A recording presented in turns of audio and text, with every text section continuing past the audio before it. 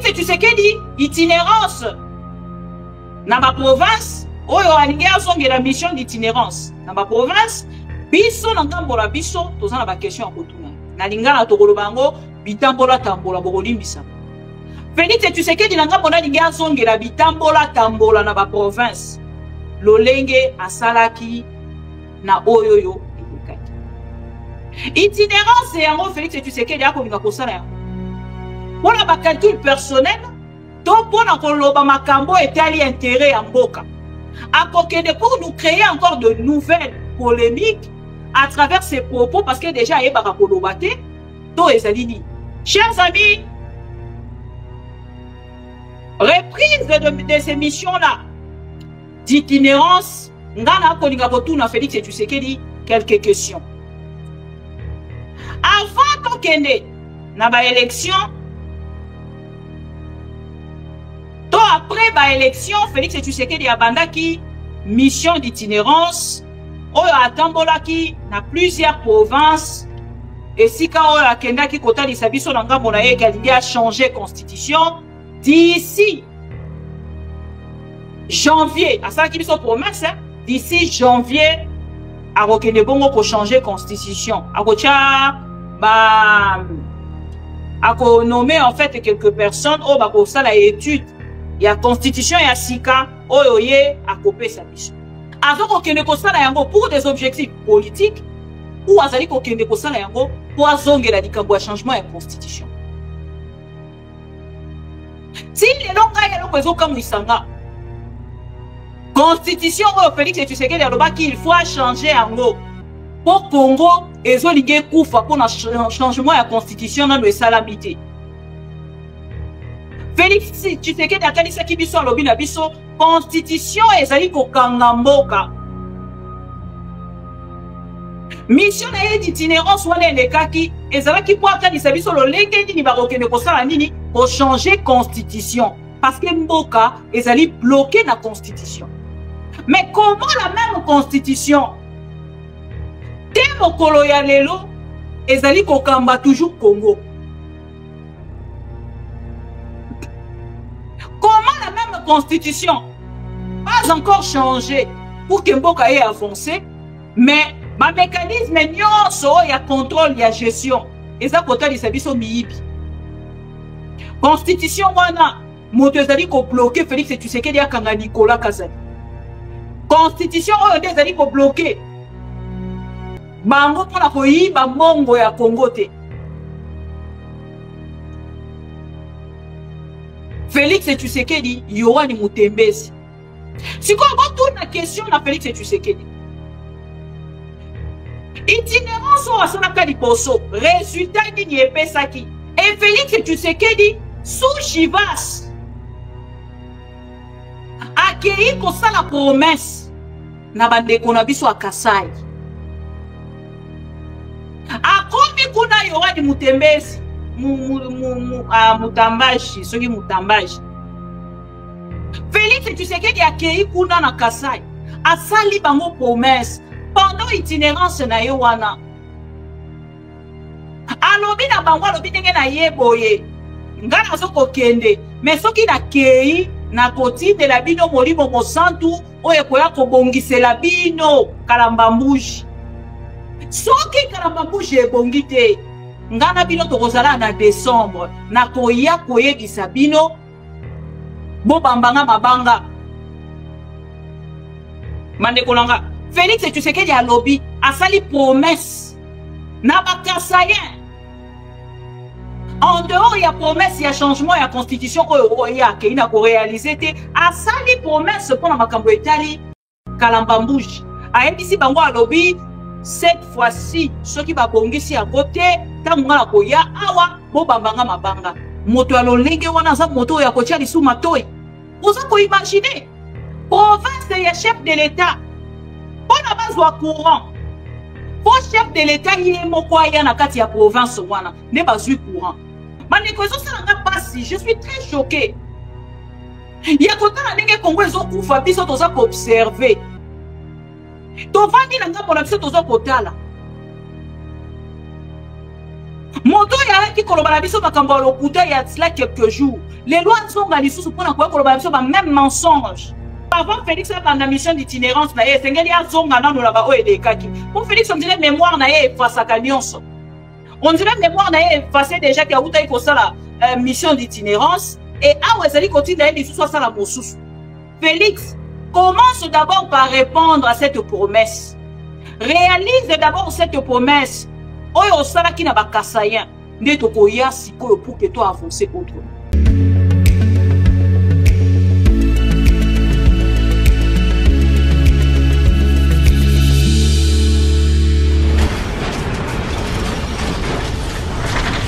Ma mission TV, le miroir du monde.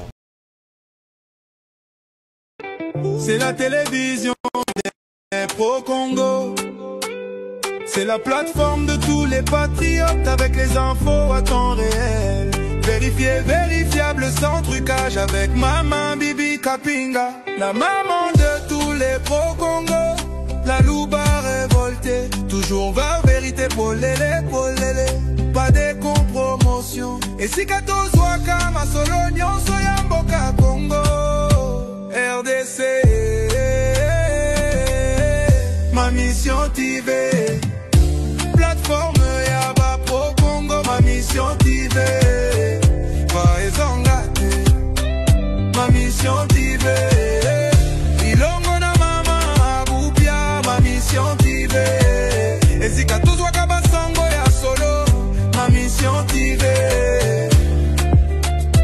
Mission Abisso, Bokango la Mia Congo.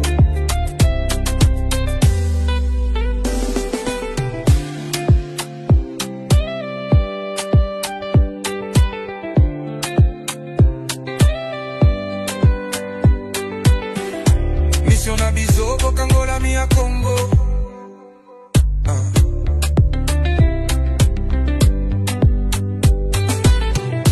Mission Abisso, Bokango la Mia Congo.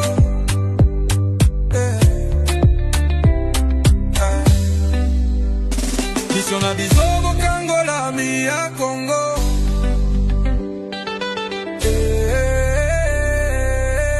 Ma mission TV. Plateforme Yaba Pro Congo, ma mission TV. Paezangate, ma mission TV.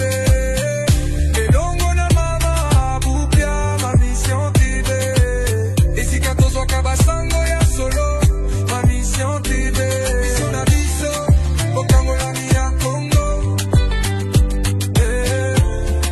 Bokango la Mia Congo. Mission Abisso, Bokango la Mia Congo.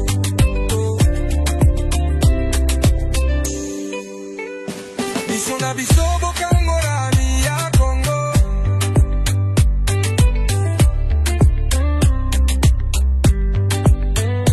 Mission Abisso, Bokango la Mia Congo.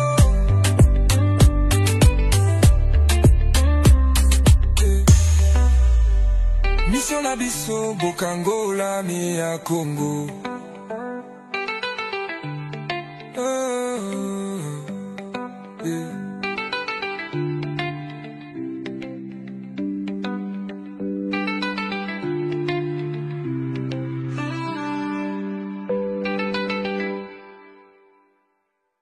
Ma mission TV, le miroir du monde.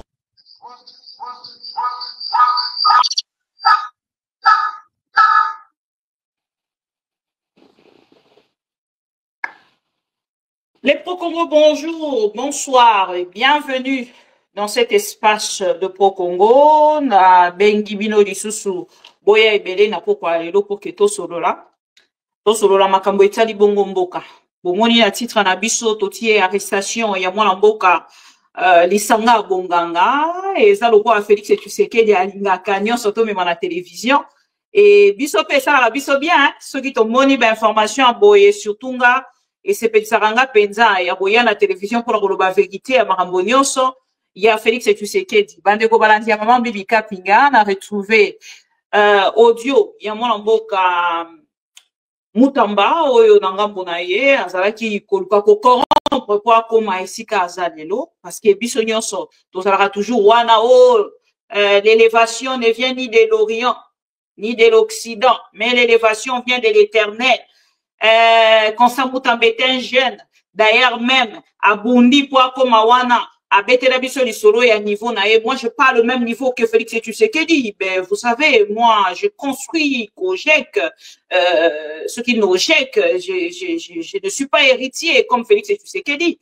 Toyoka nyonso, etango ayepe, nakati ya poste na yo amoke bapesa ki ye bomoni l'orgueil ndenge se dégager na nzoto ya moto po balobaka moto esengeli akoma na mbongo to esengeli amata kuke boyeba la vraie personne oyo ye azali ekomata ya Mutamba etalisi biso oyo Mutamba azali. Donc le peuple congolais ntango na kotiela bino audio ya Mutamba bokoyoka ke makambo bokoyoka lelo ya 19 millions, il y a 39 millions. Oh Mutamba ekendaki, oh Mutamba ezongaki, eza eloko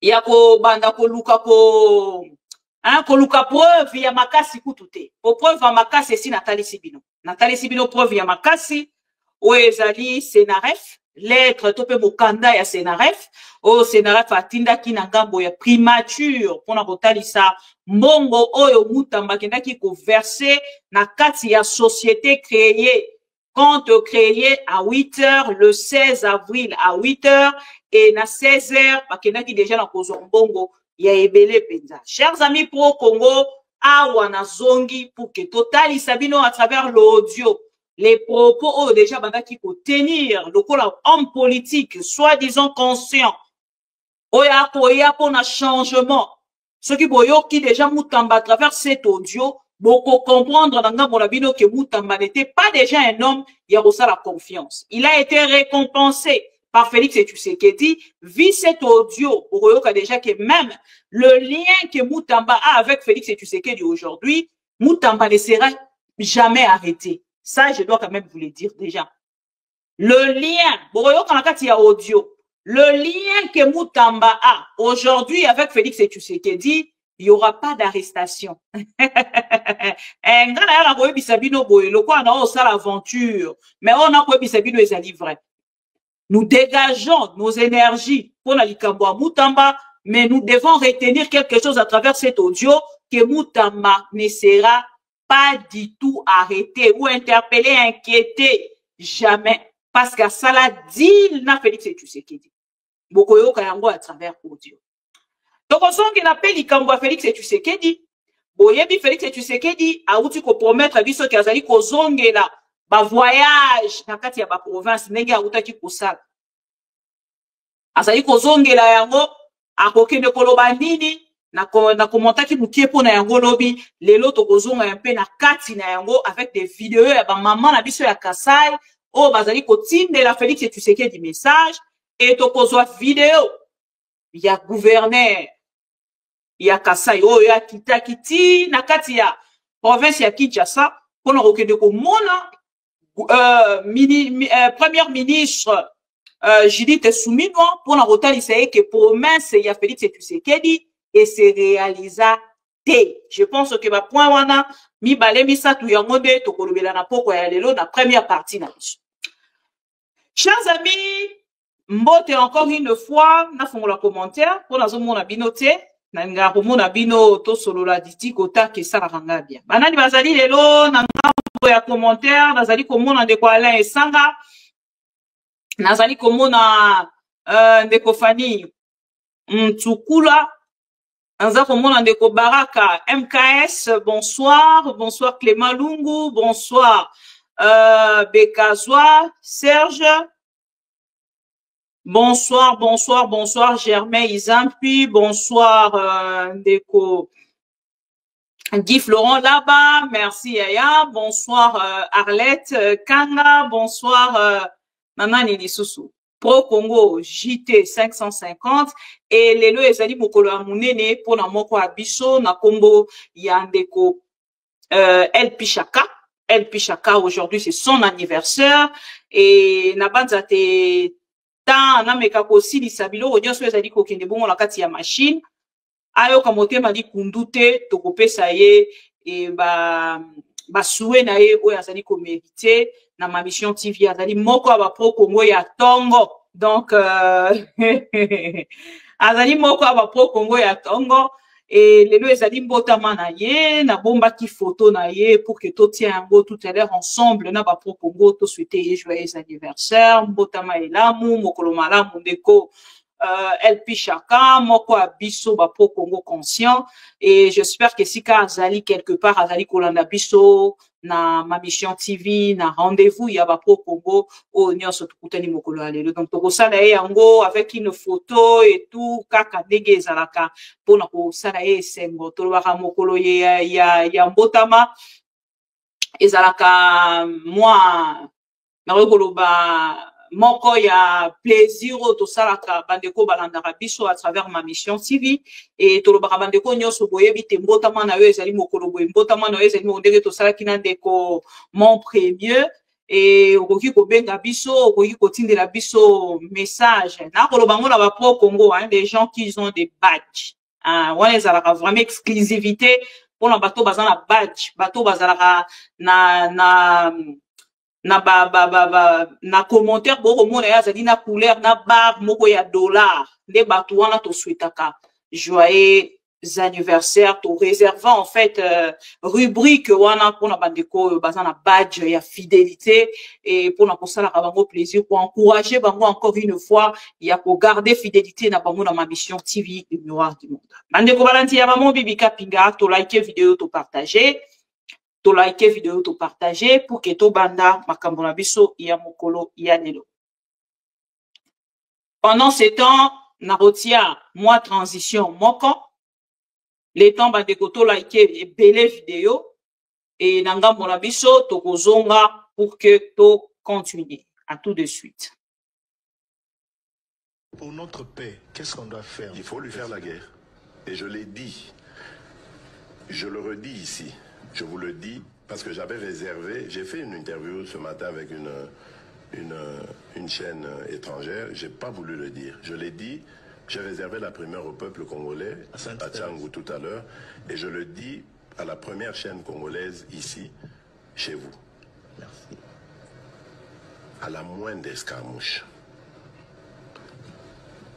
des rigolos que vous avez vu s'exprimer à Nairobi. La moindre escarmouche, lisez sur mes lèvres.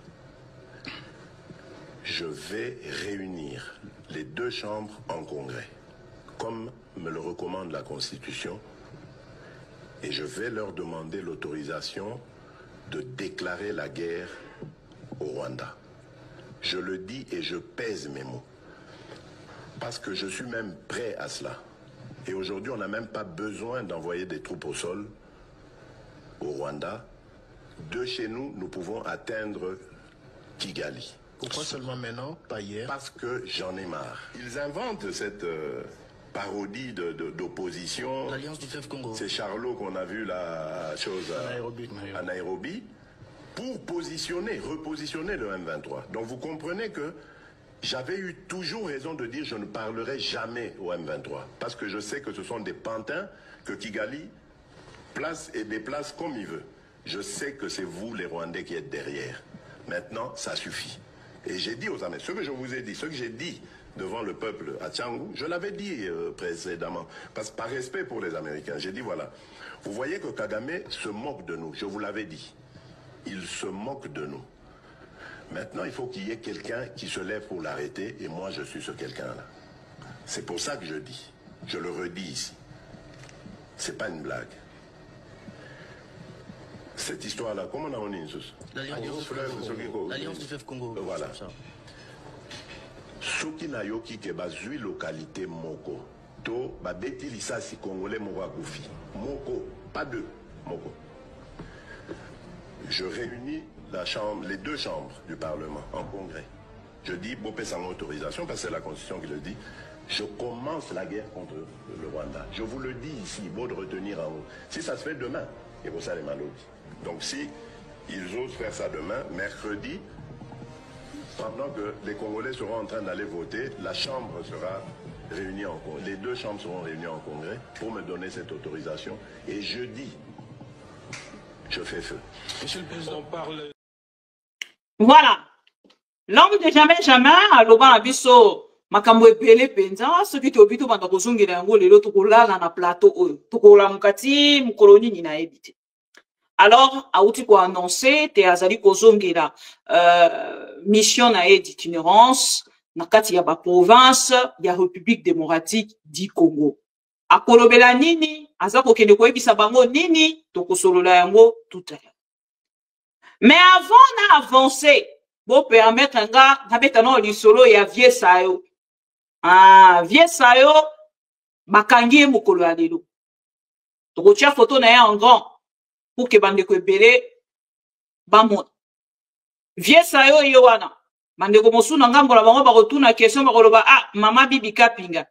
Vie sayo bakangi et pendant que biso tozo ko zela bakanga Nicolas Kazadi. Pendant que biso tozo ko zela bakanga Gilles Alingete. Pendant que biso toza posé là-bas kanga Constant Mutamba. Bon, ndenge nini bakoki kokende kokanga vie sayo.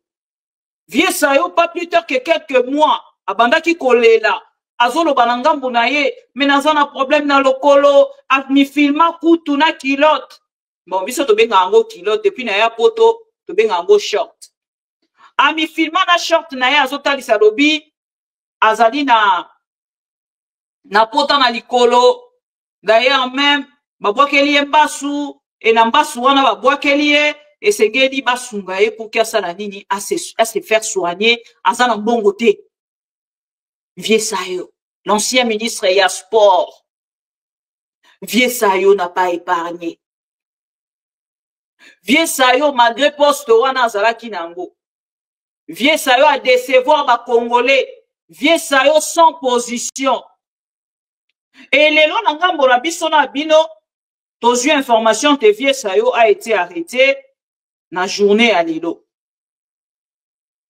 Bakangi Vie sayo pona nini? Je sais que bato ebele na ngambo na bango eko étonné bango. Est-ce que bobane cause l'arrestation ya Vie sayo? Est-ce que boyebaki même que Vie sayo oyo kozala arrêté mokolo ya lelo?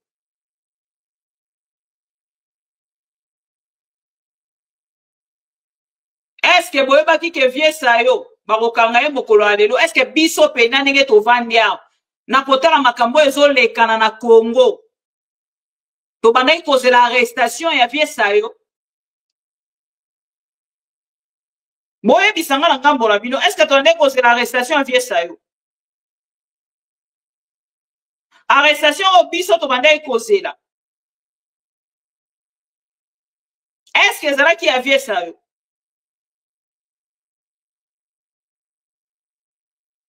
Boye bisanga, tobandaki kozela arrestation Vie sayo. Merci beaucoup pour au Congo. Vie sayo malgré bunga na la circulation. Vie sayo malgré yo kanaka na ye lisusu te. Félix Tshisekedi se décide un bon matin, ya ko faire payer Vie sayo. Oh biso na bino toyebi. Bino pe boyebi yango. Mande konanga on arrête Vie sayo pour une affaire bête. Vous excusez-moi. Pour une affaire, donc on appelle bête. Vous excusez-moi. Donc une affaire au biso na bino tozala poser la te bakangela Vie sayo, ne affaire au bake ko kangela Vie sayo. Na rotali sabino bref. Likambo yango avant que ne pena kotanga ngo na bozindo na kati ya article o bake ikoku. N'échappatoire. Il y a un gouvernement, bake koluka dossier moko. Il y a likambo mutuka. Bae kokanga Vie sayo. Ba forcer porte ya Vie sayo. Bakangi Vie sayo mano militaire bu bake na 4e rue. Depuis tant information eza kotambola bato ebele ba kokanisa mo eza fake news. Eza fake news ete. Vie sayo azakuna. Aza membre ya Union Sucré Salé. Mutuna bango. Akota kikuna. Alarga ndeko Martin Fayulu. Aebisa Martin Fayulu akende kuna na ba opposition na yo wana. Ngana kedi mbela pa mwana Tshisekedi, Félix Tshisekedi. Oma ndeko ngana via. Pouvoir oyo ya Félix Tshisekedi et sengeli ezongi sabiso dans quelque chose. Bato ebele na ngambo na tunaka, lelo na kati ya pouvoir, ya Félix et Tshisekedi lelo soki Félix akei. Nini toko retenir ensemble avec vous? Bandeko musuba oloba moyibi. Bandeko musuba oloba ba détournement, nini tout ça et tout. Bandeko musuba oloba non ezali frappeur, toko retenir frappe. Toko retenir que basali penza to zela te na ba pouvoir nyonso eleka. Mais awa na ko ebisa bino. Les vieux sayo nga na ko reprocher na likambo etali inconstance. Chers amis, quand vous êtes constants et préservez mutu et gardaka mutu na attitude moko o mutu ko approcher facilement te poizo ye ba position na yote mutu moko to moka ko ye ba position na yote position na yo garder yango malgré nzala malgré nini otikali na kati ya opposition okomona ke respect moko boye kolanda yo mais vie sa yo malgré les autres rolobelaye, mais est-ce que tu rolobelaye na kan ya malabu? Tu rolobelaye na tango ya mabe? Tu ko soutenir rien? Tu ko soutenir rien? Parce que c'est que vieux Sao a fait. Tango même aya ki po akota na kati ya lamuka, pa tu ebele ba telebelaye. Ba telebela Martin Fayulu. Pour vieux Sao na part na ye balobaka ki azalaki na moi expérience ya ko tanga ba déclaration wana selon bato tanga ka vie sa yo balobi vie sa yo azalaki na spécialité moko epai na ye ya tango bazalaki na kati opposition bazalaka toujours na séquelle wana bazala souvenir ya vie sa yo na nous l'opposition non babi garda kaka wana na vie sa yo et les lots de vie sa yo inconstance na ye efoutie. Vie sa yo au-delà de tout. Akokaki ko sala likambo oyo asala te. Ya kokende ko gumba me la Félix et Tshisekedi. Pourquoi? Lelo, libe bae, lelo. Boye biselanga ya sayo. Je suis désolé. Naloba bo pekisanga bo ape na droit et opekisanga we santé mère kolobate limbisa tala kaka par rapport à les gens se décidé dans le bas likambo ya sayo na Félix et Tshisekedi les gens se décidé dans le bas likambo ya sayo na Félix et Tshisekedi mais trop banano n'est faux. L'information, les gens vont voter les services au bout. Na okene na kene kan article mbala moko ekozala mieux pour que to avancer calmement. Na makambo koloba lelo pona ya sayo esika azali akolimbisanga. Donc une information concernant Sayo Lisanga Bonganga. Oto bengaka Jean-Pierre Lisanga Bonganga. Jean-Pierre Lisanga Bonganga, bonne information. Ancien ministre d'État sous le gouvernement de Bruno Tshibala a été arrêté ce mardi dans une affaire qui remonte à 2018. Il s'agit d'un accident de circulation impliquant les véhicules d'un colonel de l'armée congolaise. Selon le source proche de l'ancien ministre, l'affaire avait été déjà réglée à l'amiable à l'époque. Jean-Pierre Lisanga Bonganga aurait remis la somme de $400 américains au colonel concerné pour couvrir le frais de réparation du véhicule endommagé. Le véhicule avait alors été conduit au garage, mais aurait disparu peu de temps après. Dans des circonstances encore floues. Donc, le véhicule avait déjà été quoi? Le véhicule Le véhicule avait alors été conduit au garage, mais aurait disparu peu de temps après dans des circonstances encore floues. Ou en information. Il y a Makamba 2018. Hein. Face à cette disparition, le colonel aurait exigé que l'ancien ministre lui fournisse un document véhicule. Une demande que ce dernier aurait catégoriquement rejetée. Ces refus auraient provoqué la colère de l'officier militaire. Selon le proche de Lisanga Bonganga, relançant ainsi les tensions entre M. Lisanga Bonganga et les colonels. L'arrestation de l'ancien membre du gouvernement, plusieurs années après le fait, soulève de nombreuses interrogations. Ici, quand la revendre lelo. Bozolandanga, to like vidéo s'il vous plaît. Ici, quand la revendre la lelo de Angoana. Bokangi, bokanga parti o, bon noté. Mandeko boli mbisanga pardon. Là, soit moi, mouchoir en papier là-bas. Vous pouvez continuer. Voilà. Merci. Voilà. Parti, on le met parti à pour retenir. Parti à pour retenir Yangoana. On a fait Kotali Sabino. Bon retenir Awa, s'il vous plaît. Ne voilà ça, Makanga Awa. L'arrestation de l'ancien ministre du gouvernement, l'arrestation de l'ancien membre du gouvernement, plusieurs années après le fait, soulève de nombreuses interrogations. Ngana ba interrogation wanande na kovanda wana mukolo alelo. Bozolandanga na ba interrogation oyo eza ko soulever wana na deuxième partie. Nga songi na ngevandiwa. Mais na songi na nga wana ba kombo batu pe ezali. Et bato ba rezo ba balle perdu lelo, s'il vous plaît, mon téléphone est kokangama juste après l'émission. Et bisika bozali boye excusez-moi. Je suis désolé. La vérité oblige.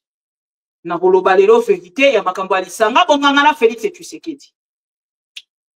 Donc, continuez parti, Tokei. L'arrestation de l'ancien membre du gouvernement, plusieurs années après le fait, soulève de nombreuses questions. Cette situation met en lumière les fragilités du système judiciaire congolais, notamment en ce qui concerne les différends entre figures politiques et militaires. Elle pose également la question de la neutralité de la justice face aux pressions hiérarchiques et aux jets d'influence. Des observateurs appellent à une enquête rigoureuse dans le respect de droits de l'accusé, Lisanga Bonganga, et à une gestion transparente de l'affaire. Pour l'heure, aucun communiqué officiel n'a été émis par les autorités judiciaires, tandis que les avocats de Jean-Pierre Lisanga Bonganga annoncent qu'ils attendent contester l'arrestation et faire éclater la vérité sur ces dossiers. Voilà. Wana ezali information mokolo yalelo. J'espère qu'il y a une partie où na nota kité tac boli bisanga pak. Ah wasiko baza kota lisa. Les portes de ma maison ont été cassées. Cela a scandalisé tous les quartiers. J'ai accepté volontairement de venir au parquet pour ne pas donner l'impression que je me considère comme un intouchable. Voilà. Mon enfant et mon grand frère ont été tabassés. Les grands frères se trouvent actuellement dans un état méconnaissable. Lisanga Bonganga depuis le parquet de Matete à la 4e rue. Wadeza, information ya pesi na ba journaliste mokolo alelo o mosusu na tangeli bino ezali information ya ba proche ya de Lisanga Bonganga comme les avocats. azali ko contester arrestation ya ndeko Lisanga Bonganga. Awa sikoyo tokei ko chiter, tokei ko atterrir, hein? Tobandi ko atterrir pona ko kende poto na ba dossier na biso mo ebele ya ndeko Lisanga Bonganga to sala moi 2 3 4 5 minutes et puis to sali nini toleki na autre chose. Bandeko balandi ya mama Bibi Kapinga ndeko Lisanga Bonganga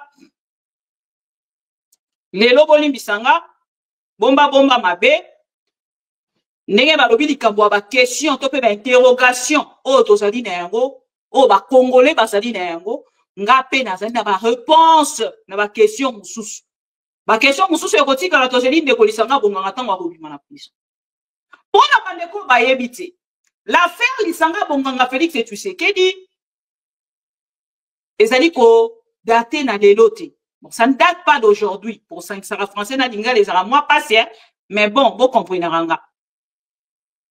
Ça ne date pas d'aujourd'hui, l'affaire Félix Tshisekedi Lisanga Bonganga. Félix Tshisekedi était dans beaucoup de dossiers. Loko la Mario. Abandaki kolanda basi o bazalaka na mbongo. Pour na soutenir na politique na ye. Lokola na poto Félix Tshisekedi azali ko sala le côté. Oyo Félix Tshisekedi azoki lokola métier na ye spécial. Soki amoni moto moko mwasi moko ya kitoko lokola mama Bibi Boye. Dollar ezali mutuka malamu oyo ko zoe na aéroport et même na 10e rue métier na ye spécial ezalaki Mario. Ndeko na biso mwasi wana lisolo esebetama ba nyonso bayebi donc ezelo kwa sikate ndeko Ariette Wam azalaki moko ya ba copine à cette époque là ndeko Lisanga Bonganga azalaki ministre ya sport azalaki mwasi ya ndeko Lisanga Bonganga en même temps azalaki pe mwasi ya Félix Tshisekedi et lelo na makambo ezali koleka Félix Tshisekedi règle de compte.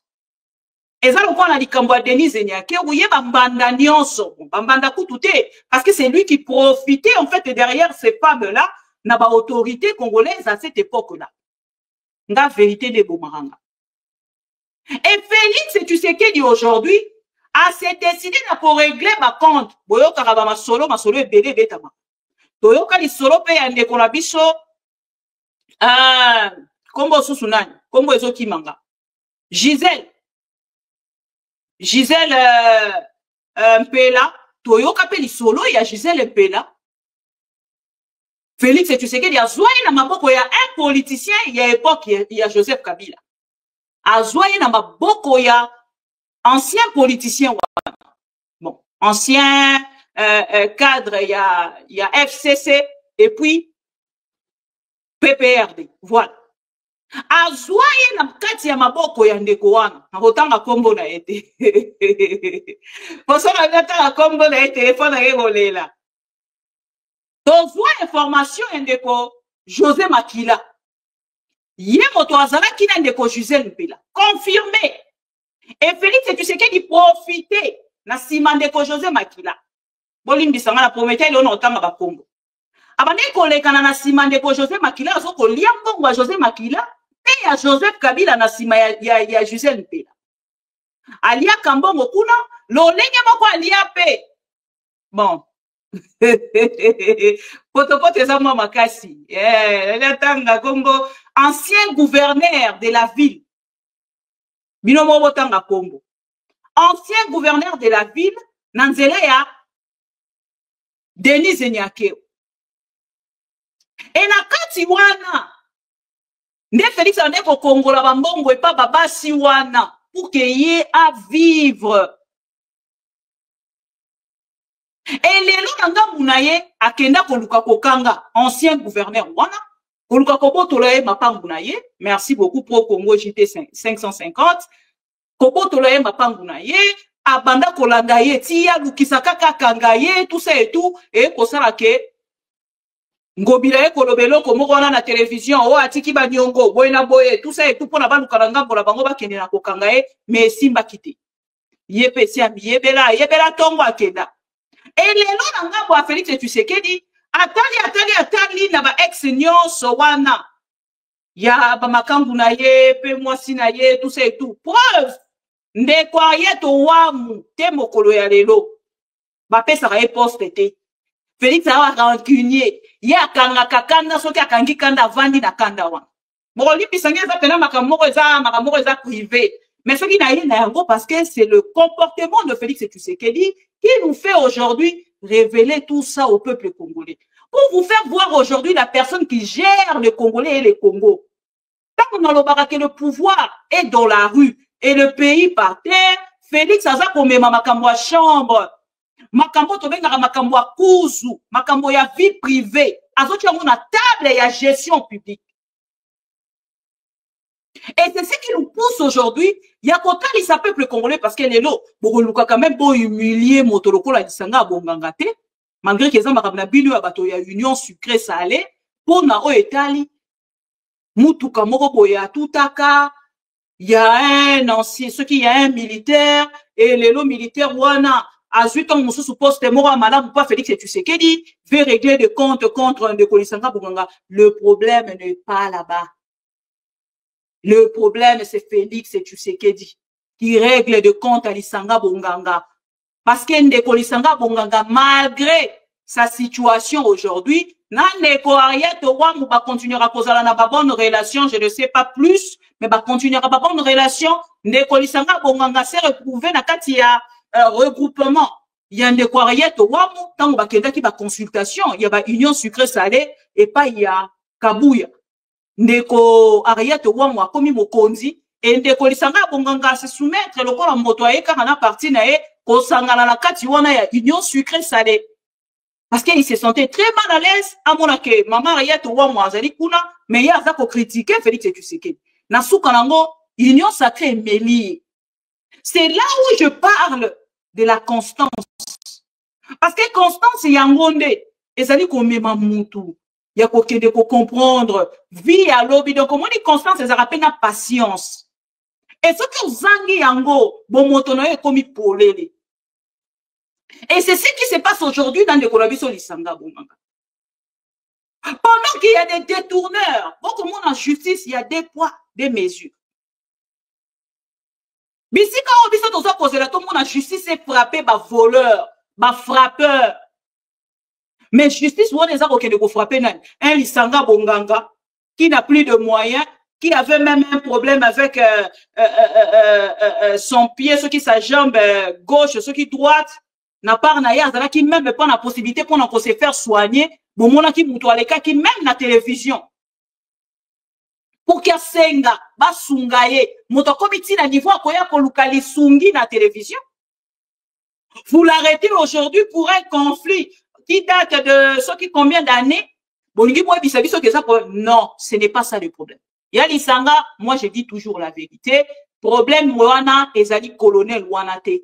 Le problème c'est Félix Tshisekedi parce que il a toujours en fait quelque chose en lui. Oh ya lingaka a régler ba compte na bato nyonso ya a zona bango ba problème na ba époque wana parce que anyongama pour natango wana ya Lisanga zalaki pe malembete azalaki ministre ya sport na ngambo na ye abandaki ko dépenser pour na ba mama pe na olingana te sebilo ya Lisanga par contrainte akomaki même na niveau ya koluka kokumisa Félix Tshisekedi. Bon, c'est là dans le article wana. Oh, bah, otali sabiso. Yali Sanga Bonganga sengi a outi kosa la déclaration moro il y a 5 jours passés avant bakangaye. Isanga Bonganga za ko senga na ngambu na ye. Ba sala nini? Ba changer. Boulevard du 30 juin, ba longola boulevard du 30 juin. Combo ya boulevard du 30 juin. Ba pesa yango combo ya Etienne Tshisekedi bota la niveau ya flatterie. Non, mais il Lisanga m'a déçu hein. Brolim Lisanga mais il Lisanga m'a déçu personnellement hein. Na ndenge na ndeko mone la bango lobby, ba politicien belé en fait ba décevoir biso ba c'est belé ba mende, ba nani tout ça. Mais vie sayo akoma ki na flatterie moko. Oh non non non non non. Oui, si personnalité, si le loba ko kende ko kangaye pour un petit problème. Oui, roki ko gérer na 10 minutes à gérer yango. Mais bake ko humilier ye pour na yango. Yango balobi na politique hein. Constance ezalaka important parce que justice oyo ya Félix Tshisekedi ya lelo soki oza constant te.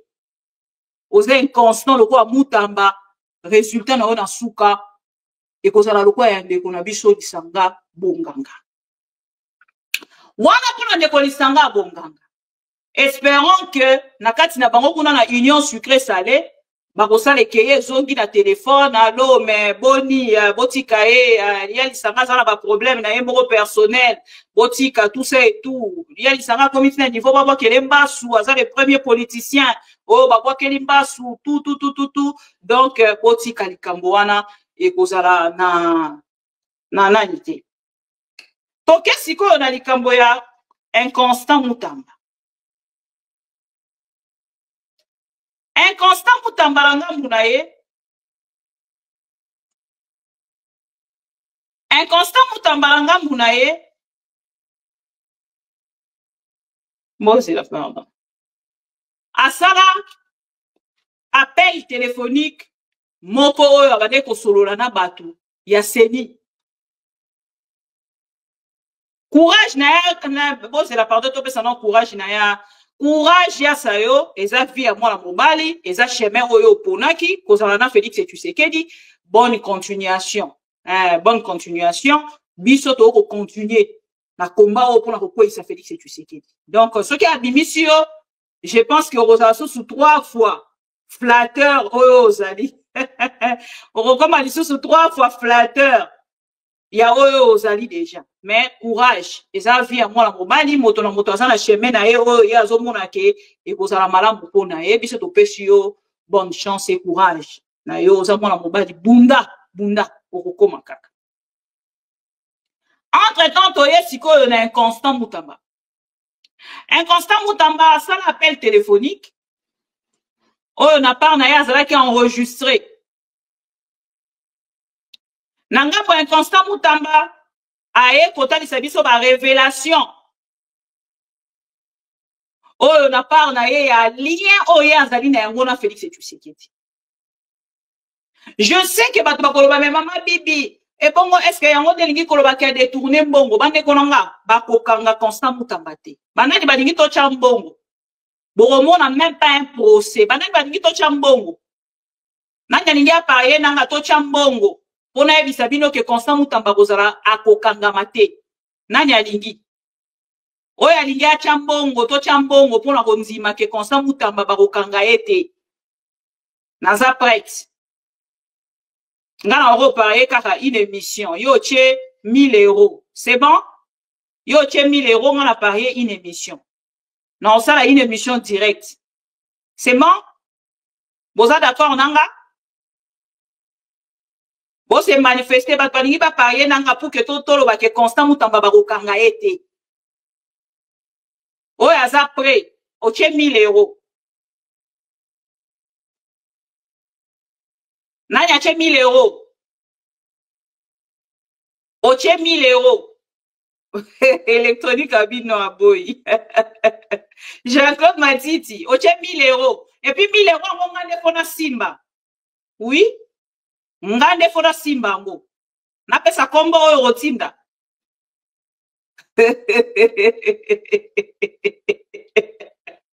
To like vidéo s'il vous plaît, to like vidéo, to partager. Après le bibo publier nga. Oh non, maman bibi, depuis 1000 €, alors la pesa yo, tilelo, au publier, au salinalité, tout ça et tout. Ah, t'es Jean-Claude Tika. Tina 1000 € kasi, tina 1000 €.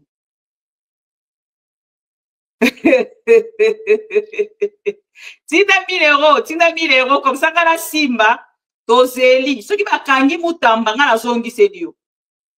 So bakangi mutamba nga la zongi sedio. Mais ceux qui va kangi mutamba te, obatsa sous 1000 €. C'est bon? Voilà. C'était pour rigoler, même à Rosekaming. Alors, je crée toujours, moi, hein, ambiance wana et ça, la rabat pro bien. Il de pèse, tension, ça va. te Jean-Claude soza posa ko kabela ngambongo wana komela na WhatsApp na kotindelo kombo ya ndeko Olivier Viku otindi mbongo epana ye kokomelanga. Na moni oza penza na posa ko kabela nga 1000 euros nzamba benir yo. Zwa recevé. Voilà, tozongi na sujet na biso. Ndeko Constant Moutamba azala enregistré avant même comme député national. Nangambu ya Constant Moutamba makambo ya loba na kati ya ba voice oyo babimisi. Parce que oyebi soko oza traître. Félix et Tshisekedi a moni koliko kwa la ye yako kwa la yo plus que le mot. Awa sikoyo ebandi humiliation ya Constant Moutamba pona ko déshabiller ye amona déjà que ndenge na zali awa lobi bakoko isanga na poste oyo sans plaignant. Ako discuter kutute ponenga zawana Félix et Tshisekedi a rola tse fardo. Lobi oko réclamer te poto ko nommer yo lisusu te to pesa ki yo déjà poste wana osali oyo okokai ko sala te bon nga awa na ko zo lisusu te. Point barre na futa ki yo déjà to silani. Bon ba te bele tango ba moni Constant Moutamba kei d'abord il a trahi l'opposition. Ayaki a continué l'opposition le kwa sili. Abandi ko lia le kwa sonzo, abandi ko lia piu opposition. Akomi ko kene ko teka makambo nyonso opposition mane koloba. Paix à son âme Serge Welo. Je me rappelle encore Serge Welo. Nangambo ya 5 ans. Aboya na motema na mobimba. Constant Moutamba tia lokolo na activité ya jeunesse oyo bakendaki ko mona ndeko Shole. Ayebisa ya lobi, je ne te considère pas comme un opposant. Je me rappelle encore de ces propos-là. Serge Welo, paix à son âme. Il était un ami pour moi. Paix à son âme. Azalaki mayele. Et Azalaki vigilant. Aboya Constant Moutamba na motema moko. Et Constant Moutamba na parna ye. Mais quand même Constant la interview, et puis ça na kati activité, na kati politique ndenge za rawana. Ata soki o participer te mais soki activité sili o ko sala pe ba interview, yo pe bimi kaka ki ozala ki wana. To mona rangola ba politicien. Ndeko Constant Moutamba ba boye ya kota. Et lelo na pesi ndeko Serge Welo raison. Ayaki ko infiltrer opposition, a infiltré opposition et nangambo na ye lelo botala. Humiliation au UDP c'est comme ko sala ye déjà. Toko kangana biso yote. Mais tozo bimisaka ba secret na yo pour que bato ba yeba le vrai visage de Constant Moutamba, un jeune oh ya sali déjà ko précéder en fait retraite na ye. Ako kende na retraite moko. Ako kende na jeune âge na ye déjà ako kende na retraite ya carrière na ye. Parce qu'après ces postes, je ne vois pas Constant Moutamba va devenir qui au Congo? Président de la République. Na moyibi o déjà outi ko sala wana. Il y a société où est créé compte bancaire na 8 heures, na 16 heures, batieli bango 19 millions. Et si e salama na mboka nini? Et moto ya bongo azali ministre ya justice, ya mboka nanga, ya mboka na yo, ndeko nanga, le Congo ekufi. La justice déjà enterrée. Bokoyo kasiko yo audio ya Constant Moutamba. Et boyo l'attitude ya Constant na audio wana. Bande konanga so vanda na ba frappeur.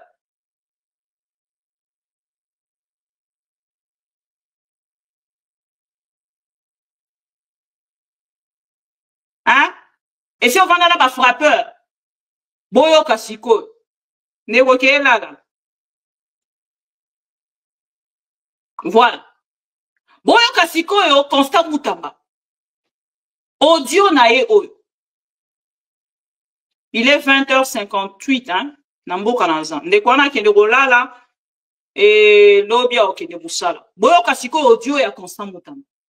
To like vidéo to partager. Boyo ka un Constant. Que vous avez déjà fait. Ne vous en faites pas. Sur le terrain, je suis le premier dans le sondage.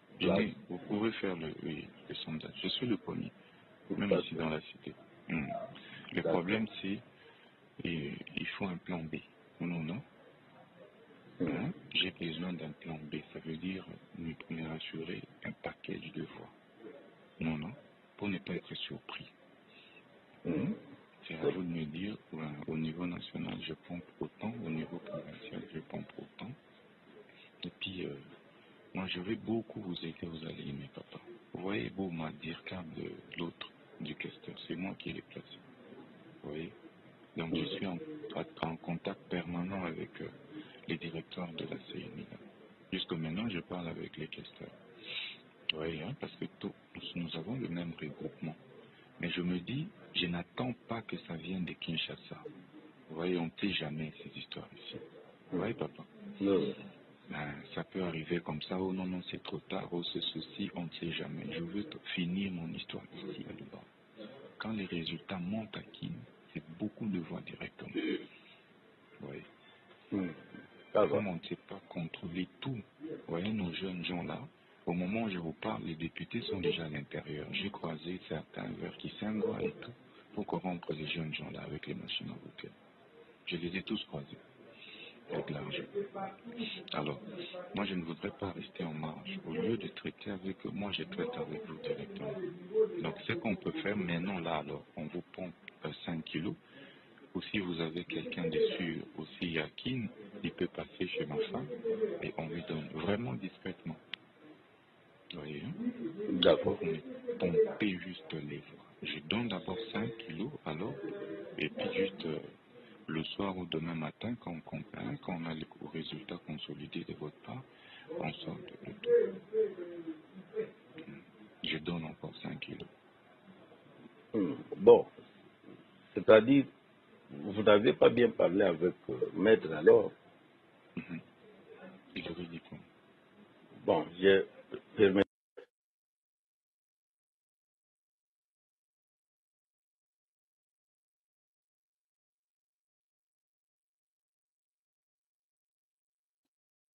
Est-ce que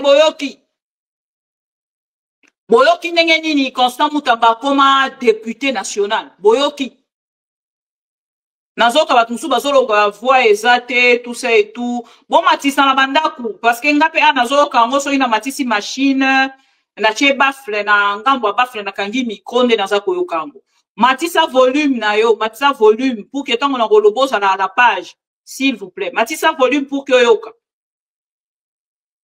na bandeli asengi bis. Sur le terrain, je suis le premier dans le sondage. Vous pouvez faire le sondage. Je suis le premier, même ici dans la cité. Le problème, c'est il faut un plan B. Non. J'ai besoin d'un plan B. Ça veut dire me rassurer un package de voix. Non. Pour ne pas être surpris.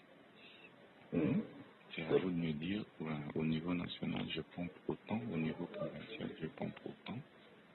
Et puis, moi, je vais beaucoup vous aider, vous allez aimer, papa. Vous voyez, beau m'a dire de l'autre, du questeur, c'est moi qui l'ai placé.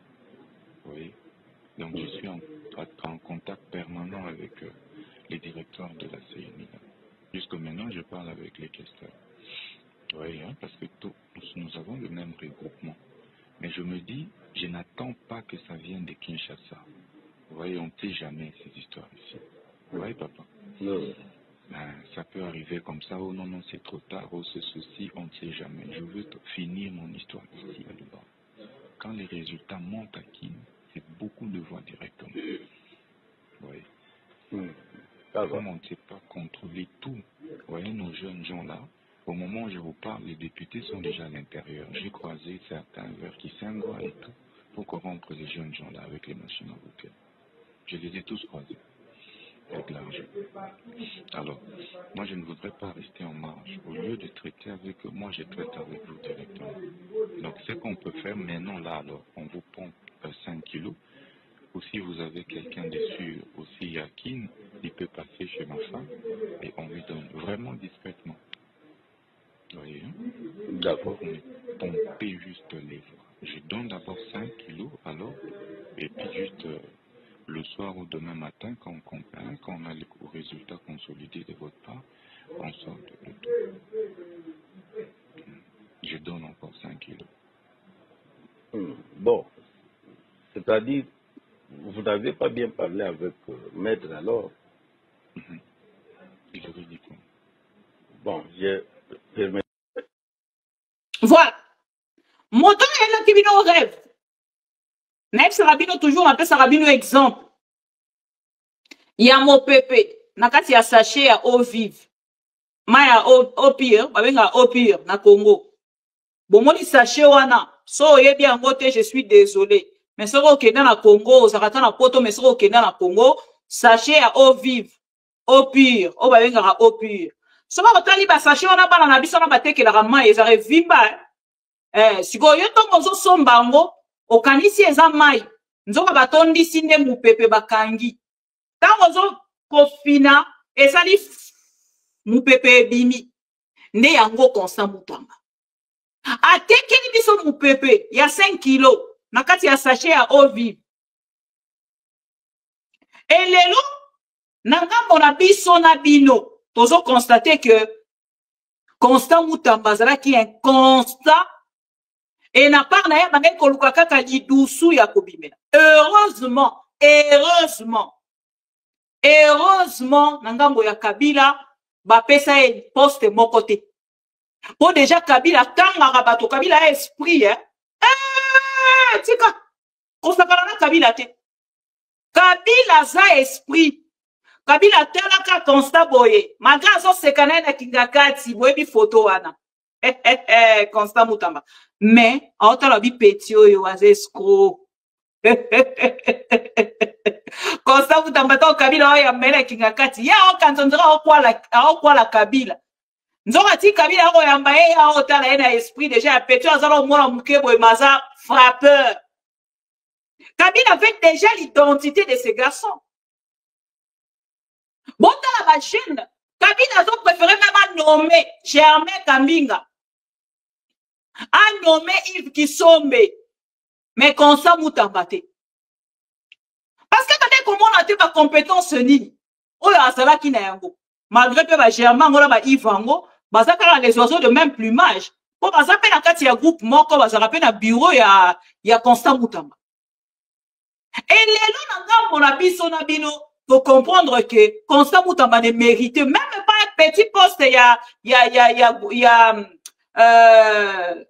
chef de service, ce qui a beaucoup maître, il y a commune. Yango lelo ebimi. Et awa na kati ya audio. Azolo belani, corruption. Mais tant voyez na kati ya pouvoir, alinga sa la mati vu. Torokanga miyibi. Na kese ki bino vidéo na ya lobi. Donc pour vous dire que les hommes politiciens, les politiciens congolais, makabo bango basalaka. Tango basalaka ngo bae bakate ako kanzaka ko mona mutu moko aza ko minimiser. Neti moto ya bande ko soane na téléphone. Tango ako loba na boko attitude ya Mutamba. Mutamba dit même à la personne de secret d'état. Il a donné des secrets d'état à cette personne-là pour l'influencer, pour l'intimider. Boyo kama Mutamba za ko loba na e. Et puis, quand tu vois qu'il faut contourner la personne au boyo qui n'a soupe à l'obi maître. A quel côté ça, au lieu que ne copie sambongo na maître wana, ya za ko baluka na simake pas ya moto mosusu pour que ne copie sa imbo. Et yo kana ba propos à Mutamba. Mutamba dit ceci. Bon, tu sais, les questeurs, je traite encore avec lui parce que c'est moi qui les ai placés là-bas.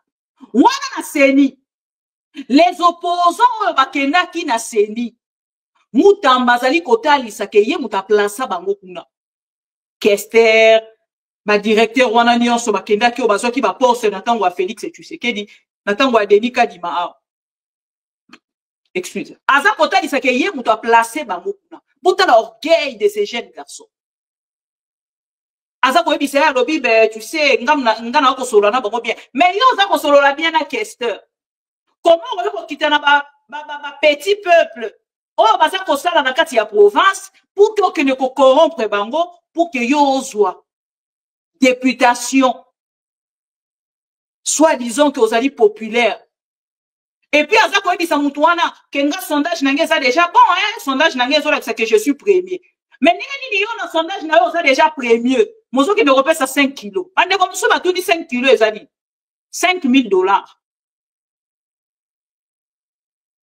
Dans un peu, ça m'a $5,000, kilo à liboso, bah, l'équipe à moi, si n'a pas qu'est besoin.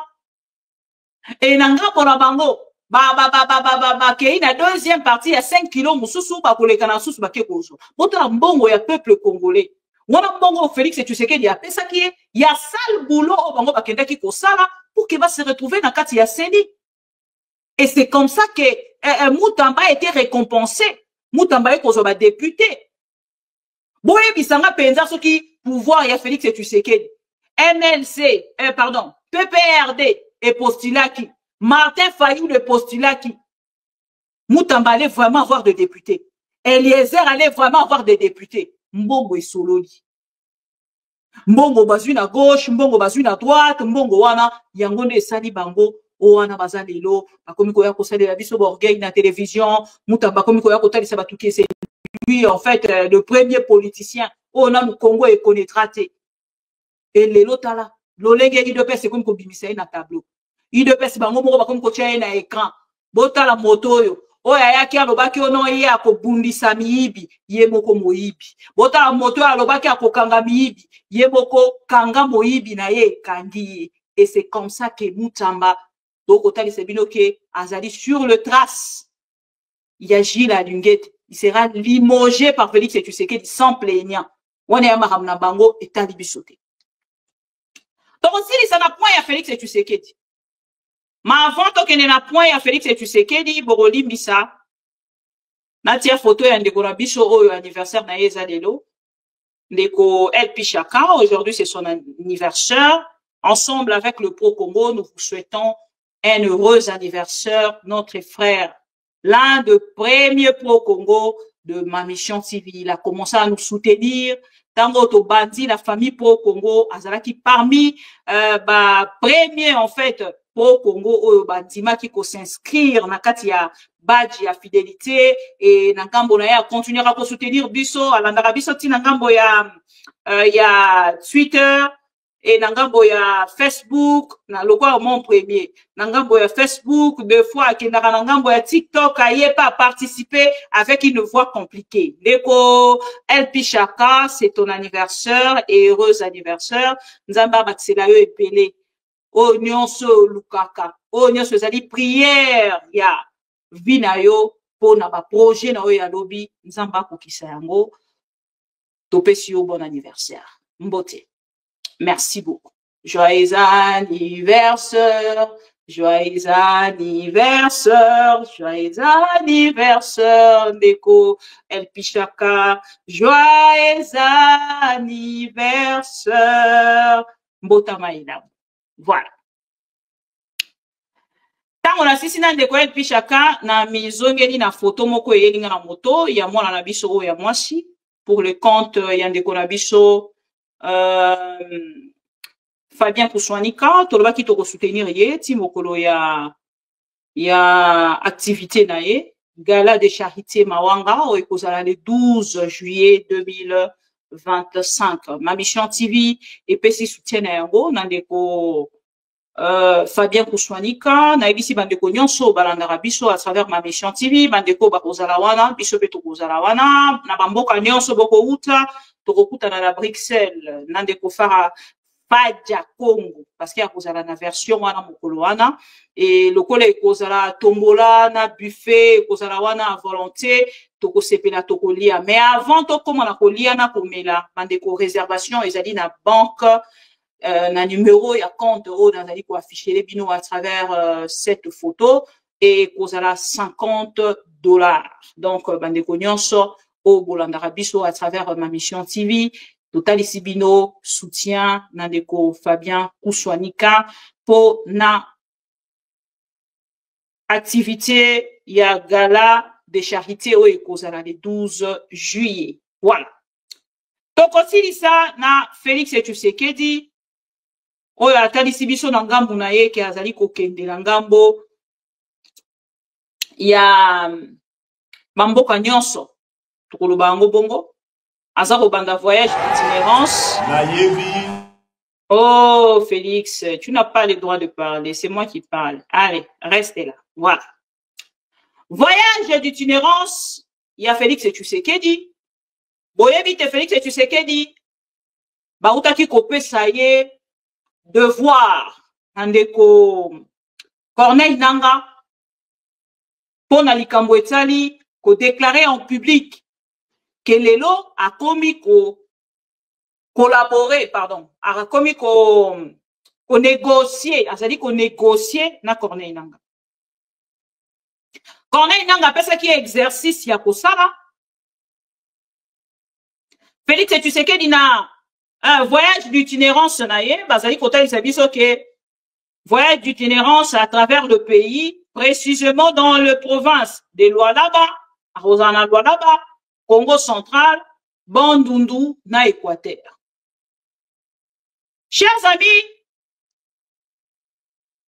reprise de ces missions-là d'itinérance, ngana koninga kotuna Félix Tshisekedi quelques questions. Avant tokende na ba élection,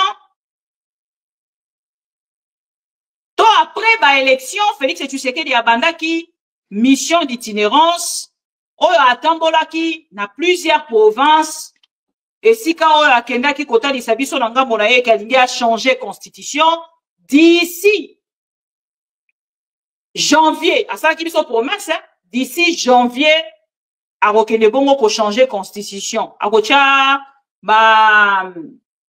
ako nommer en fait quelques personnes oyo bako sala étude ya constitution ya sika oyo ye akopé sa biso. Chers amis, j'ai quelques questions. Il y a retour dans la Félix et Tshisekedi. Bonjour, Kanga. Allô? Bonjour, Kanga. To like vidéo, s'il vous plaît. To like vidéo.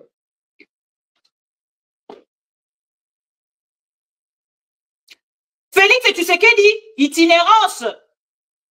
Dans ma province, oyo alingi azonge la mission d'itinérance. Dans ma province, biso na ngambola biso tozana ba question ya kotuna. Na lingana tokoloba ngo bitambola tambola bokolimbisa.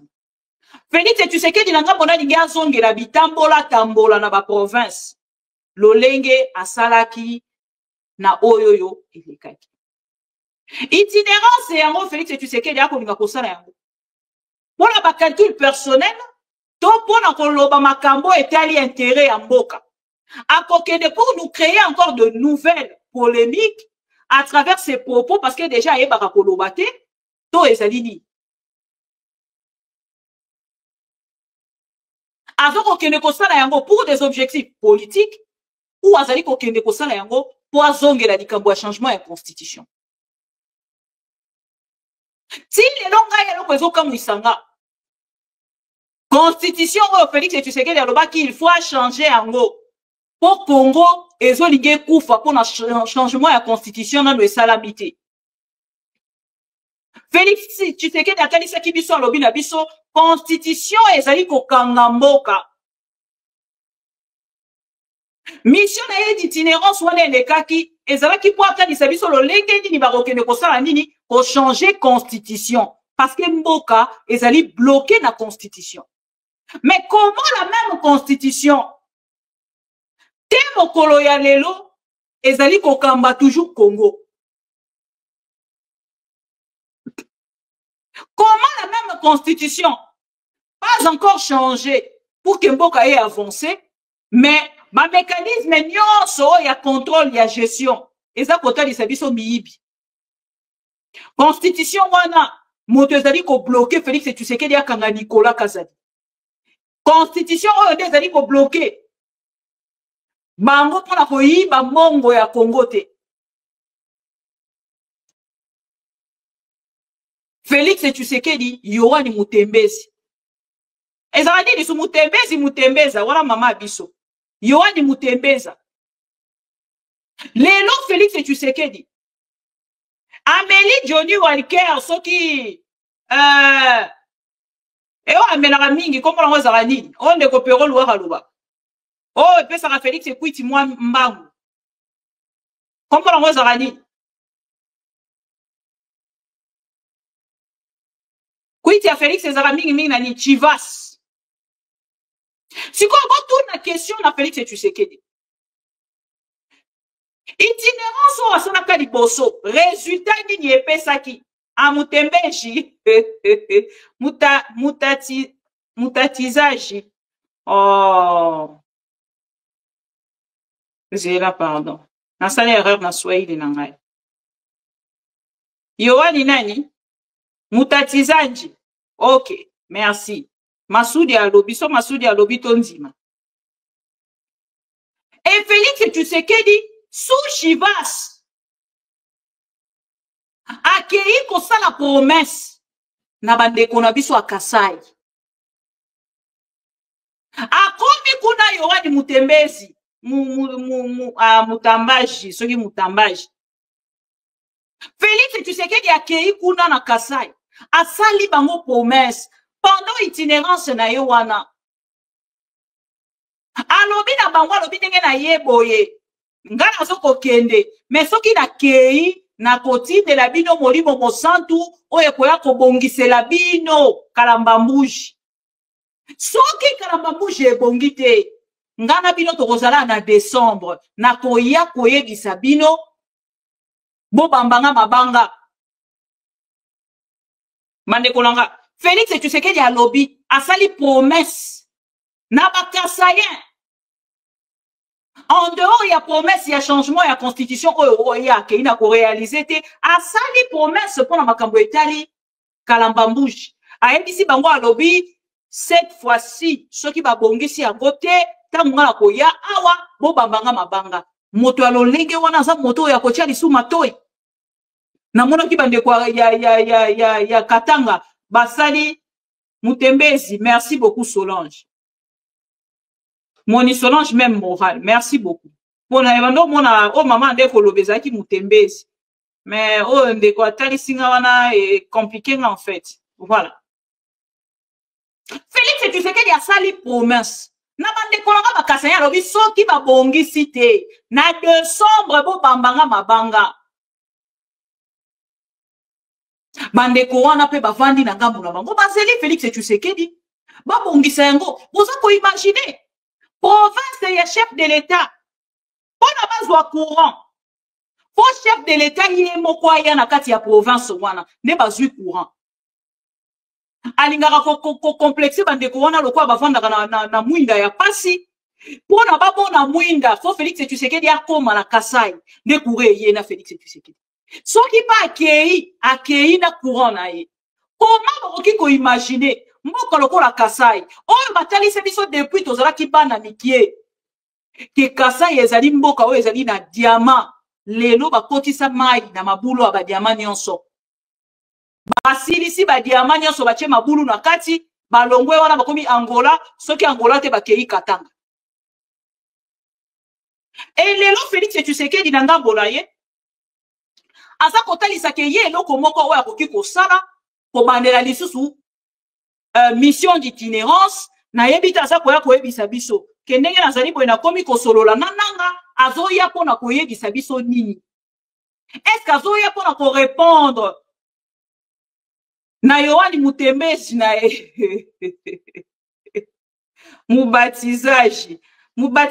mubatizandi bandeko bolimbisanga pardon bozora mutembezi anatembeaka donc bozoyeka na kado nga na kenango pardon Yohani mutembezi Félix Tshisekedi na ngambu na ye Félix Tshisekedi na ngambu na ye soki akoma na niveau ya kokata même voyage na ye wana bandaki na ba province nyonso to pe mission d'itinérance akataki yango parce que nanga l'avait stoppé. Et awa lingi abandelango bandeko nanga d'une province à une autre, ça va encore nous coûter des millions et de millions de dollars. Mais nyonso aza kokende kosala wana ezala ngo kaka na intérêt na ye moko. Bandeko ezosala nga pasi, je suis très choqué. Ya kotala ndenge Congo ezokufa biso toza ko observer. Tovandi na ngambo na biso toza kotala. Moto ya ki koloba na biso makambo lokuta ya cela quelques jours. Les lois nzonga lisusu pona ko koloba na biso ba même mensonge. Bande kolanga bakasayen. Alobaki na bino. Bon, de toutes les façons, alobi déjà okene na kasaite. Na kati ya itinérance wana okene na kasaite. Azolinga kene na ba province o balobi ke ekokwe ya lundi 4 matin. Parce que tant qu'on a bisaki biso que constitution za ko bloquer, akei pour qu'à changer constitution, bongo akozonga. Mais bakasaye baza ko continuer ko souffrir. Bande ko j'ai une petite vidéo. Ya bande ko na biso bakasayen. Oh batindelinga. Balobi mama bibi diffuse ça pour nous. Kolanda ba inconscient balu bate, oh bazali ko soutenir Félix Tshisekedi. Biso tozali wana pona ko soutenir yo en tant que notre sœur. Nakobandana luna oyo yandeko gouverneur. Boyo kaye makambo ya lobby. Hein? Boyo kaye na makambo ya lobby. Gouverneur ya Kasai. Pour avoir Félix dans la mission d'itinérance, na ye, sengeli ya zonga na nula ba oye de kaki. Pour Félix, on dirait mémoire na ye face à Kanyonso. On dirait mémoire na ye effacé déjà qu'il y a outa il ça la mission d'itinérance. Et ah ouais, ça dit continue na ye soit ça la moussous. Félix, commence d'abord par répondre à cette promesse. Réalise d'abord cette promesse. Oyo sala ki na bakasayen. Nde tokoya sikoyo pour que toi avancer autrement. Boyoka. Il s'agissait de faire un tour d'horizon sur la situation qui prévaut dans nos deux provinces, Kasaï central et Kasaï. Plus particulièrement sur l'état d'avancement de travaux qui sont généralement aujourd'hui à l'arrêt. Oui, ben, c'est demander l'accompagnement du gouvernement central pour que les travaux déjà programmés continuent et que nous ayons dans les délais impartis les ouvrages que nous attendons de tous ces travaux-là. Non, mais il y a beaucoup de facteurs. Il y a beaucoup de facteurs. Selon qu'il s'agira d'un projet à un autre, nous avons les infrastructures routières qui ont des problèmes particuliers. Nous avons la construction de certains ouvrages, les aéroports, les bâtiments administratifs. Et de manière générale, il se pose un problème réel de financement. Non, c'est de nous rassurer que le gouvernement central est totalement engagé pour que tous ces travaux-là soient exécutés dans les délais et qu'elle-même va faire de tout son mieux pour que ces travaux-là ne connaissent pas encore un ralenti, mais que ça aille totalement et jusqu'à la fin. C'est de remercier très sincèrement Madame la Première ministre qui nous a fait honneur aujourd'hui en acceptant de nous recevoir de manière à partager avec elle tout ce que nous avons comme problème dans nos deux provinces respectives. Voilà. Boyoki, on a gouverneur. Aye ko senga na gouvernement central. Ma kene na ko financer au vrai sens ba travaux ezali ko salema. Et longwa na vitesse ezali na yango lelo et kene na une grande vitesse o ekosi ça peut réaliser promesse faite par le chef de l'État. Comment chef de l'État a sali déjà promesse? Il y a ba travaux oyo ekobanda pe ekosi la d'ici décembre tangu ya koya. Biso na bino to vanda to observer lisusu gouverneur alongwa kuna bisika azali alongwa kuna bisika azali e aya na yango na kati ya aya lisusu ti na kati ya Kinshasa pona koya ko booster gouvernement ko rappeler gouvernement mande konanga c'est quelle gestion? Posez-vous cette question. C'est quoi cette gestion? Et la même personne, le Félix Tshisekedi a sali promesse. Depuis Akenda na courant. Depuis Akenda wana, alongwa na Kasai Akenda na courant. Et bandeko ba Congolais wana, ba Kasayen, lokolanga. Bandeko na ba luba. Ils vont souffrir de la même manière que les Congolais nyonso. ya bamboka nyonso. Est-ce que Félix Tshisekedi n'a pas besoin na yeba na mission na ye d'itinérance azolinga koya koyebisa biso message ya bosangani na ye na nanga pona kotalisa biso ke na moi asololaka na M23 na butu asololaka na M23 na moi akosaka peuple congolais. Eza ba question parce que awa makambo ya M23 na Félix Tshisekedi ba kotalisa biso que y a pas toujours de fumée blanche. To recommenter sur yango na deuxième partie. Awa bande konanga ya Kasai boyoka bango na papa Fachita lele biso bato a Kasai tozo kemba. Ce qui se passe dans l'espace Kasai est tout simplement incompréhensible. 4 mois après le dernier passage du président Félix Tshisekedi à Kananga, aucune avancée n'a été enregistrée sur terrain concernant la construction de la route Kananga-Kamwesha-Kalambambouji. Les travaux sur la nationale numéro 1, Kananga-Kalambambouji, je peux confirmer que c'est depuis que le chef de l'État est parti qu'il n'y a eu rien. Pour s'en rendre compte, l'assistant na boy danga baloba ke ote yo ya kaka ko tia commentaire yo ya kaka ko loba boyoki wana gouverneur ye monto za ko loba na no silité mais na oti kabino bolanda yango pour que boyoka réellement Félix Tshisekedi est un escroc, frappeur, voleur wana ko lobezali gouverneur. Donc, je ne fonde pas des choses. Oh non, tu es allé fonder des choses contre le président de la République. Non, les Kasaïens plairent namato inanga. Bazole la namato inanga. Que Félix Tshisekedi est un sorcier. Il y a beaucoup de vidéos. Oh, ceux qui n'ont pas que récolter ma vidéo, on a rassemblé en mode aïe les bino. Bino mon langam le bloc la monocopole. Kasaï. Mais comment nommer la rabango nini alors? À nommer rabango pour pas y va ensemble. Nous volons ensemble, nous mourons ensemble. Boyoka interview Oyo s'il vous plaît avec beaucoup d'attention. Félix aye na rabango courant ke na ranango aya kana mai soki aye na courant soki aye na mai boyoka zele zate papa Fachita lele biso bato a Kasai tozo kemba. Ce qui se passe dans l'espace Kasai est tout simplement incompréhensible. 4 mois après le dernier passage du président Félix Tshisekedi à Kananga, aucune avancée n'a été enregistrée sur terrain concernant la construction de la route Kananga-Kamwesha-Kalambambouji. Les travaux sur la nationale numéro 1, Kananga-Kalambambouji, je peux confirmer que c'est depuis que le chef de l'État est parti qu'il n'y a eu rien. Pour s'en rendre compte, l'assistant personnel du chef de l'État, Paul Mundela, a emprunté cette route, lui-même au volant, de 6h à 22h, en vue de vérifier l'avancement des travaux.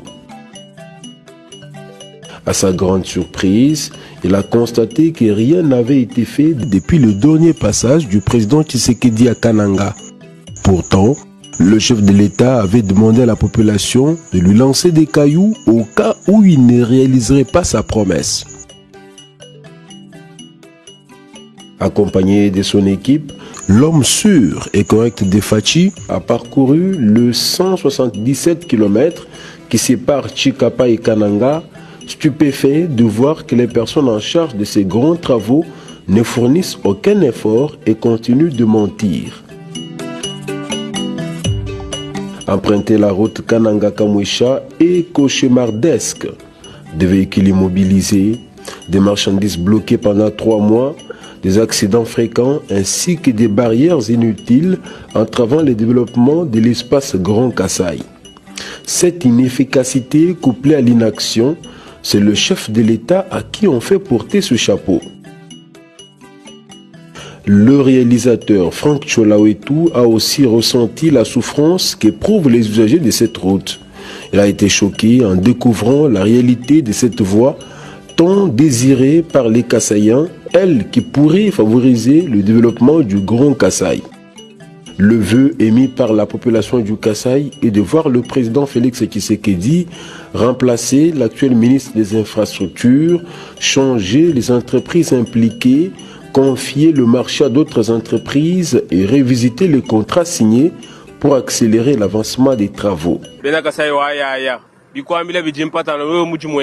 Jindomba papa Fachi atangi le boalu bwa Kasai yonso bwa njila ya Kasai yonso kato enani njila to papa Fachi wani meme winji commerçant nka mwenze monjile mu moni to nka njinye bijumbi kabi kumali bisatu jile ujiye ya nunu kumuntu kakushimine malongolo leto nka mwenze bijumbi bisatu nyikutu chikapa kishasa kana tujamalaba ni menu Bantu ba juta gamba tushima kima tuzelanjili bimpato. Bapena benzanjila to bajibala la bobo tulu. Benza 2 minutes bakosa. Bayakula la biba mazwita bafana ni sima. Mwana bili bambi le chef de l'état ngba benza mujimu ngayebu mujimu mwena ngayebe biheta bya mujimu benza ngo. Bena ka sai mbana ko boy. To avu bimwega nyaba bantu kim kabina nashi bina ka sai boy bitu tumone ebito. Ebi benza mwadi bikol.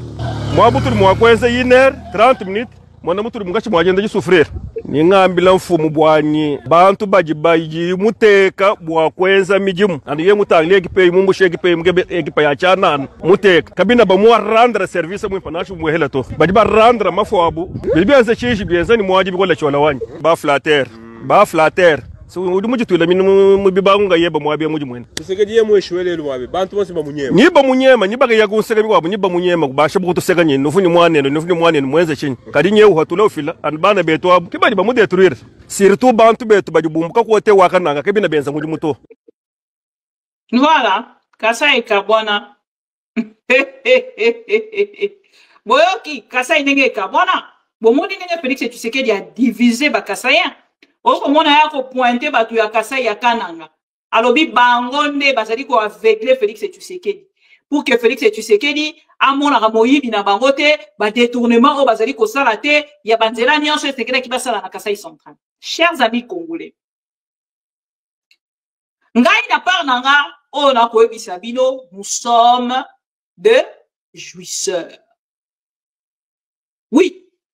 Na aussi ça wana, nous sommes des jouisseurs. Mes frères et sœurs kassaïens, nous sommes des jouisseurs. Ça ne vient pas de moi. Ça vient de monsieur Nicolas Kazadi, l'ami personnel du chef de l'État. Il y a solo la kana Félix Tshisekedi na téléphone so bali bakanga ya bengi Félix. Mais Félix, basoda li boso ndako nanga ba yoko sanani. Alobi na biso bazali ba jouisseur. Lokola bandeko na biso moko bakasaya bato bazali ba jouisseur. Moi, je pense de mon côté, il n'y a plus de sentiments. Il faut bon longola non ba sentiment ya o azande ko na biso muluba. Il faut qu'on soit attitude. Il y a gouverneur oyo bakenda ko combattre. Et c'est le même gouverneur on a dit ko bunda. Boromona ke lobby ba ko pesa e chance te. Il y a ko zala na place wanaza ba ko longola ye. On a dit parce que il y a ça comme mise en fait vérité. Azono ba bango ba vérité ou bango ba supporter raté. Et le coup, bango ba supporter la vérité te. Le coup, il y a ça ko talent en fait. Ba bêtise na bango nyonso ya détournement. Oh ba sali na nzela o misatu. Suka na ye za ko lumba wana. Et boye ba pena kati na bango guerre ya palais ezali pe wana. Conseiller à Félix Tshisekedi o soki o lobi olandela ye. O komona telanga bona ye azala posa pe. Azala lobi to musu lokola Nicolas na Kasai, azape to musu na besoin, azape na profit na yo ya tena sima. Ya okene kolandela makambo nyonso wana. Yango moni na kati ya présidence na yebisaki bino. Victimisation Félix Tshisekedi asalaka. Asalaka yango ako pointer batu mususu. Oh non, bango batu bayibi. Bango batu basali boye. Mais ba conseiller Félix Tshisekedi atia. Oh baza ko consommer mbongo. Il y a 53 établissements qui structurent Félix Tshisekedi a créé. Oh Nicolas Kazadi outi ko dévoiler. Bango batu basali ko lia mbongo ya République démocratique du Congo accompagné na Félix Tshisekedi. Et ce qui va silisi nanga pour la bango bake ba meli masanga. Nyonso to yaka koyebisa bino bandeko ezalaka NT. Ezalaka vérité ya oyo peuple congolais za ko passer. Les Kassaïens sont aussi des Congolais. au-delà il y a tout, au-delà il y a attitude, il y a Félix Tshisekedi, au-delà il y a gestion naie, au-delà moyibi naie au bazali kosala. Les Congolais sont des Kassaïens. Et les Congolais bazali Kassaïens bazali Kassaïens bazali ba Congolais, bango bazali même parmi bato ba soutenir Félix Tshisekedi. Mais les lots bazo sur le côté. Conditions de vie. Ba kotika bango toujours na kati ya pauvreté wana. Balingi bango na clarté. Pour lobi ba ko soutenir bango li souté. Yango moni lelo ebele baki kotonda na Katanga, ebele baki kotonda na Kinshasa pour na koluka vie. Parce que na kati ya Kasai bino moko bota la vie ezate. Ceux qui ont commerçant bo sans la même commerce na yo. Poko yana biloko na yo ekopola na nzela. Boko mona bituka marchandise ça dit 3 mois na nzela. Et les journalistes rappellent même la promesse faite par le chef de l'État. On a dit ça Kibino. Félix a promis qu'il bango loba kisoki na ye. Que salamite bo bandanga mabanga, jetez-moi des cailloux. Bako jeter des cailloux ou bako jeter cailloux. C'est la question. Voilà, chers amis, yango na lobby. Et na kati ya itinérance na ye, a pointé Kasaïté. Ache lo là-bas. Ache bambo kepele mache Kasaïté. Nga siko naza kotuna message nini o ya za ko memela bandeko na biso ba Congolais o ba koyambaye. Itinérance à l'hypothèse de qui a changement à la constitution.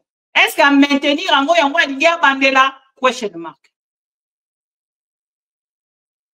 Donc comme il déjà dans 1 mois depuis ma promesse qui biso ke ba ko sala gouvernement et à union nationale. Te mokolo ya lelo si autant que Félix Tshisekedi a compromettre biso susu itinérance mususu. Boye bisanga. Boye bisanga Félix aye bagana esika me mara Congo te. Aye bisaki batu ba kebe komona eberand. Batu ba kei komona eberand pour que ya décider. Te mokolo ya lelo bato nyonso bakene komona eberand bazana bango d'accord na Félix Tshisekedi te na gouvernement na ye. Et awa batona nyonso bakene ki ba consultation bazo rozela. Est-ce que akozwa biso? Est-ce que le gouvernement kobima? Est-ce que le gouvernement kobimate? Et na ndenge na omonela ah Yohani Mutembezi. Bande kolanga itinérance oyo Européen na ngwe loko amalonga te. Je nazo zelana yo ka message wana. Je suis très impatiente. Ya posé la message à Félix Tshisekedi aza ko mema wana. Na Yohani Mutembezi. Et quand ça la message nini aza ko memela ba Congolais. Question mark. Chers amis pro Congo, je pense qu'il y a sa 3e point réaction, il y a Rwanda, réaction, il y a président sud-africain oyo akanisi na Félix Tshisekedi que bango na Rwanda batikala kozana na problème te ngena commenter sur yango ngena commenter sur dossier ya États-Unis na gifle o bapesi Félix Tshisekedi na Rwanda sur les sanctions ngena commenter sur yango et puis na commenter sur commentaire moko yandeko Corneille Nanga asalaki na lingala en dehors ya o basalaki na parti français mais na moni na ngambo na parti ya français pardon mais na moni na ngambo tant de geleki au lieu de continuer to sala nani to na 2e partie na romeka kolandela actualité ya soukan ce qui moni na zongi te to kutani lobi. Bonne soirée à vous tous fidèles de AmTV et merci beaucoup. Na binonion sonenge bozala ki mokolo ya lelo. Lelo tozala ki mardi le 13 hein, le 13 non? Voilà, le 13 mai 2025. Merci na bande konyo so bolandi biso et puis botie ba j'aime hein. Totie j'aime to bimi s'il vous plaît. Otie j'aime au partager au bimi, otie j'aime au partager au bimi et courage na bande konyo biso ya Kasai o na ngambo na bango bazali kolela na lito inanga. Qui suis-je pour na changer situation na bino? Je ne fais que mon travail. Merci na bino bato bo comprendre ke nga sala kaka musala nanga. Et bonne soirée, Nabino Nyonso, encore une fois, joyeux anniversaire, Nandeko El Pichaka, Moko Yaba Pro Congo, dès la première heure. On se retrouve donc plus tard, ceux qui vont moningate, à demain. Bonne soirée. Ma mission TV, c'est la télévision des pro-Congo. C'est la plateforme de tous les patriotes avec les infos à temps réel. Vérifié, vérifiable, sans trucage avec Maman Bibi Kapinga. La maman de tous les pro-Congo. La louba révoltée, toujours vers vérité pour l'élé, pas de compromotion. Et si kato zwaka ma solo nyonso ya mboka Congo RDC. Ma mission TV, plateforme ya ba pro Congo. Ma mission TV, va ezongate.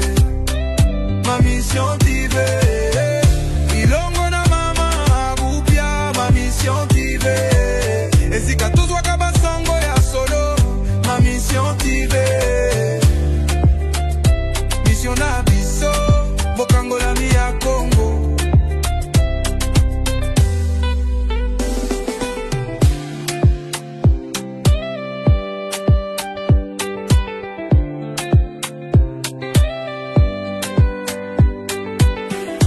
Mission na biso bokangola mi ya Congo.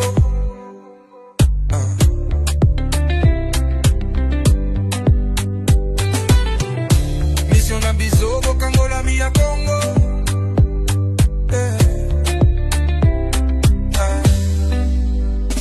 Mission na biso bokangola mi ya Congo.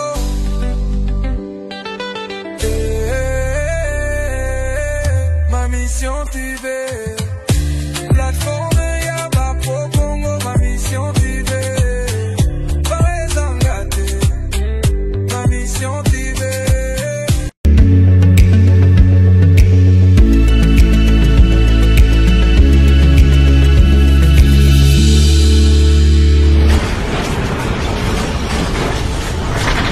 Ma mission TV, le miroir du monde.